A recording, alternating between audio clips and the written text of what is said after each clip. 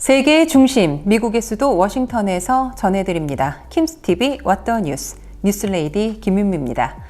가을이 끝나가고 겨울을 준비하는 연말이 다가오고 있습니다. 미국 정부가 약속했던 백신 개발과 접종 시기가 바로 이쯤이죠. 오늘은 코로나 백신에 관한 얘기를 해보려 합니다. 왓더 뉴스 시작합니다. 독감 시즌과 맞물려 트윈데믹이라는 말까지 나오고 2차 감염 사태가 예고된 상황에서 거기다 정부가 경기 부양을 포기한 상황에서 백신 접종 시기를 얼마나 빨리 앞당기느냐에 따라 미국 전체의 생존이 달려 있다고 해도 과언이 아닙니다. 그럼 여기 미국에서는 과연 언제쯤 백신을 맞을 수 있을까요? 현재 미국에서는 파이저와 모더나, 아스트라제네카, 존슨앤존슨까지 4회사가 모두 3상 임상시험을 진행 중입니다.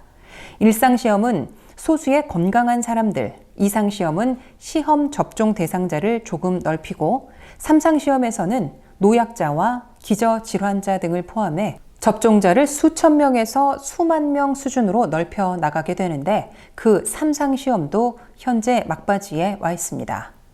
파이저와 모더나가 약간 앞서 나가고 나머지 2회사는 임상시험 중에 약간의 부작용이 보고됐다가 다시 시험이 재개됐는데요. 전문가들은 모두 비슷한 시기에 개발이 완료될 것이라고 내다봤습니다.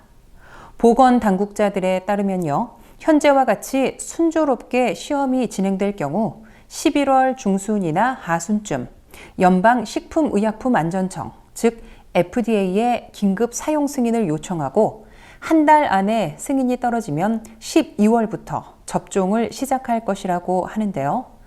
기억하시나요?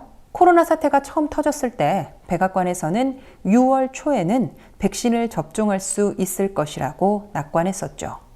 국민 모두가 희망 고문을 당한 전력이 있던 터라 12월 중순에 하겠다는 접종 시작 계획도 사실 신뢰할 수 없다고 말하는 사람들이 많긴 합니다. 하지만 이번에는 FDA가 구체적인 승인 조건을 말하고 있고 연방보건부 장관이 직접 올해 말까지 코로나 감염 취약계층에게 공급할 백신을 충분히 확보할 수 있을 것입니다. 라고 말했어요. 연방보건부는 내년 1월 초부터 의료진과 고령층, 911 요원부터 접종을 시작하고 3월 말이나 4월 초부터는 일반 국민들에게도 순서가 돌아갈 것이라고 밝혔습니다. 이 같은 예상에서 접종 시기가 좀 더 빨라지거나 늦춰질 수 있는데 전적으로 백신을 얼마나 빨리 대량으로 생산할 수 있느냐에 따라 달라질 수 있는 것이겠죠. 4개의 제약사들도 모두 동일한 말을 하고 있습니다. 연방보건부는 각 주정부를 향해 백신 접종 계획안을 보고하도록 명령했고 우리가 사는 이곳 버지니아와 메릴랜드 주정부도 이미 보고서를 제출했습니다. 그렇다면 백신, 그 비용은 얼마일까요? 일단 백신 접종 비용은 걱정하지 않아도 될 것 같습니다.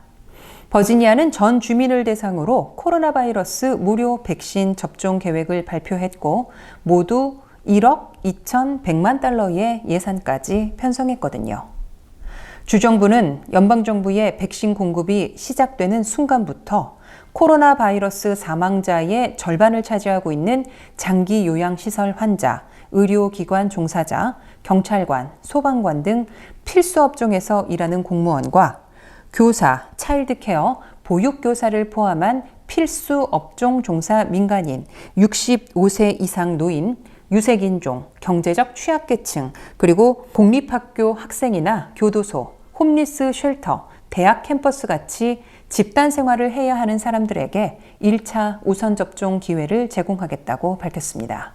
예산안은 꽤 세부적 내용을 담고 있어요. 백신 접종을 위한 클리닉 예산, 무보험자 지원 예산, 심지어 접종 후 붙이는 밴드에이드 구입 예산까지 모두 편성돼 있습니다. 백신은 무료 접종을 원칙으로 하고 있는데요. 보험이 있는 사람이라면 접종 후 보험사에 비용을 청구하게 되고요. 무보험자나 부실보험 가입자는 주정부가 비용을 부담하는 형식입니다. 메릴랜드는 어떨까요? 메릴랜드는 버지니아와는 약간 차이가 있습니다.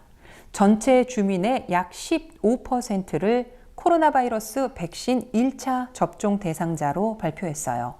메릴랜드도 역시 의료기관 종사자, 경찰관, 소방관, 교사 등 공공안전과 교육 분야 종사자가 1차 대상자로 뽑혔고요. 장기 요양시설에 입원 중인 환자, 교도소 안의 수감자, 학교 기숙사에서 생활하는 학생들도 포함됐습니다.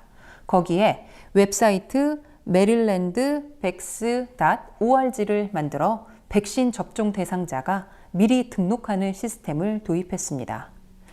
주정부는 이 자료를 근거로 백신 접종자 데이터베이스를 구축하고 1차 접종이 끝나면 백신 확보 여하에 따라 일반 국민을 대상으로 확대해 나간다는 계획인데 그 계획대로라면 이달 11월 승인, 12월부터 취약계층 접종, 3월부터 일반 국민 접종이에요.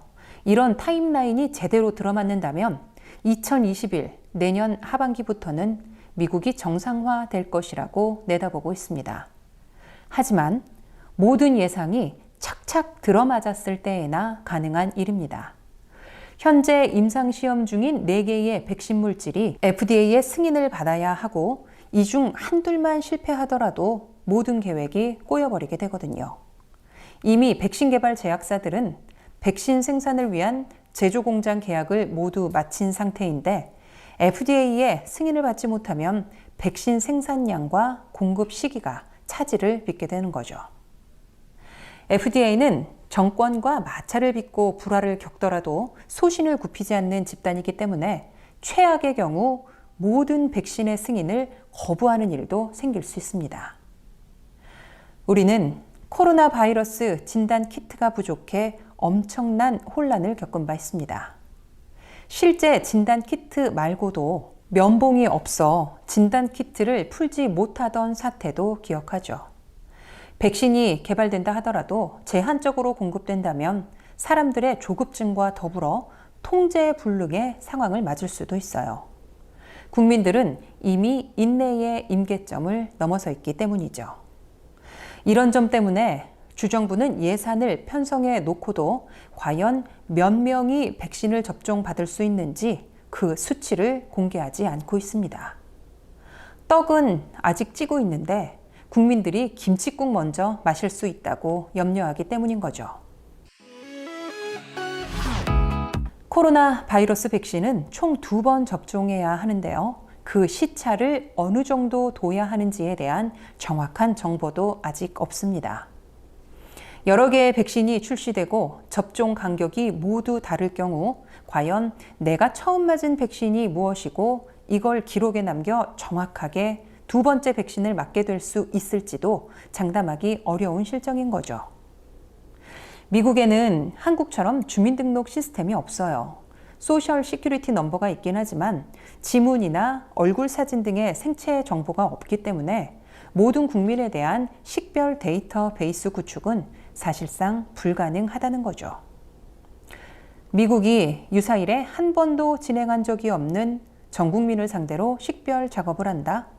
더군다나 2차례에 걸친 백신 접종 여부를 체크하는 일은 3억 3천만 이상의 인구대국 미국에서는 상상하기 어려운 작업입니다.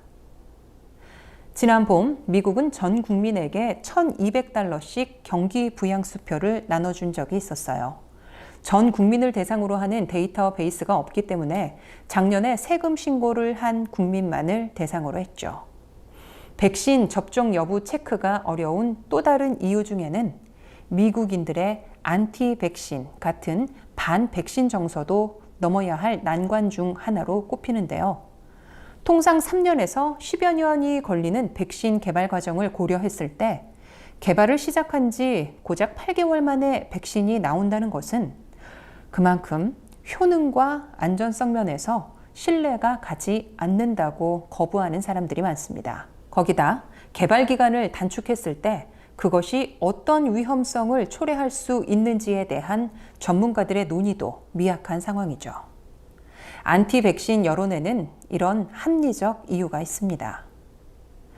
이런 이유들로 인해 일각에서는 절반 이상의 미 국민이 백신의 안전성에 의구심을 표하고 있다는 보고서도 있습니다. 백신을 통한 집단 면역에 성공하려면 적어도 전 국민의 80% 이상이 접종을 해야 합니다. 글쎄요, 이 수치를 채울 수 있을지도 의문입니다. 우리는 여기서 죄수의 딜레마 이론을 적용해 볼 수 있습니다. 자신의 이익을 고려한 선택이 결국에는 자신뿐만 아니라 상대방에게도 불리한 결과를 유발할 때 종종 비유되는 말인데요. 백신의 부작용 위험 때문에 몇몇이 혹은 다수가 접종을 기피한다면 아무리 공들여 개발한 백신이더라도 집단 면역에는 실패할 수 있습니다. 예상외로 많은 미국인들의 반백신 정서 때문에 백신을 이끄는 앤서니 파우치 소장의 시름이 깊어 보입니다. 과도한 공포와 불안은 오히려 안전을 저해할 수 있습니다. 모두가 안심하고 백신을 맞아도 된다는 충분한 인식 교육이 절실히 필요한 때인 것 같습니다. 이래저래 지금 우리는 시대를 관통하는 키워드 코비드-19의 가파른 절벽에서 모든 것이 아슬아슬 위태로워 보이는 시국입니다. What the News? 오늘은 여기까지입니다. 다음 영상에서 다시 인사드릴게요.